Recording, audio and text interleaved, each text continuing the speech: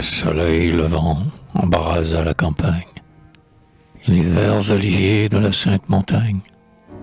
Cette heure paisible où les chameaux poudreux apportent du désert leur tribut aux Hébreux, tandis que de sa tente ouvrant la blanche toile, le pasteur qui de l'aube a vu pâlir l'étoile appelle sa famille au lever solennel et salue en ses chants le jour et l'éternel. Le séducteur, content du succès de son crime, fuit l'ennui des plaisirs et sa jeune victime.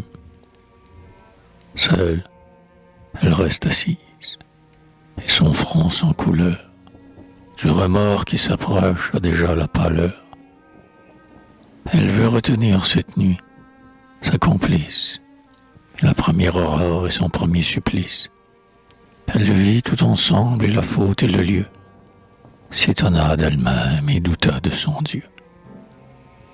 Elle joignit les mains, immobile et muette, ses yeux toujours fixés sur la porte secrète, et semblable à la mort, seulement quelques pleurs montraient encore sa vie en montrant ses douleurs.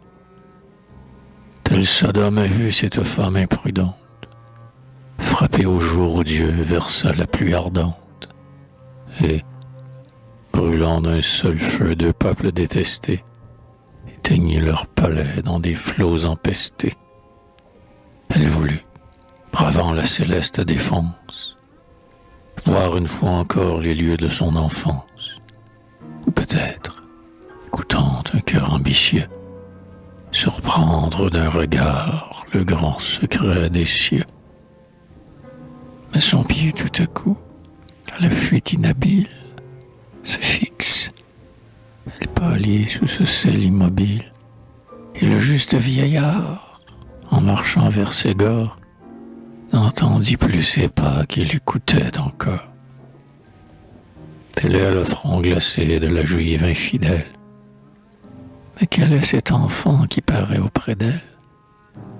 Il voit des pleurs, il pleure, et d'un geste incertain demande, comme hier, le baiser du matin.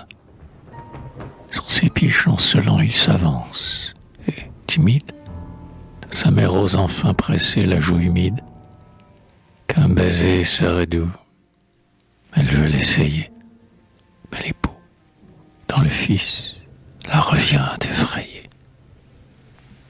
Devant ce lit, ses murs et ses voûtes sacrées, du secret conjugal encore pénétré, où vient de retentir un amour criminel, hélas, elle rougit de l'amour maternel et tremble de poser dans cette chambre austère, sur une bouche pure, une lèvre adultère.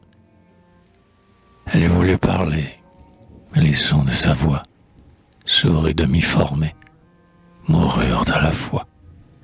Et sa parole éteinte et vaine fut suivie d'un soupir qui sembla le dernier de sa vie.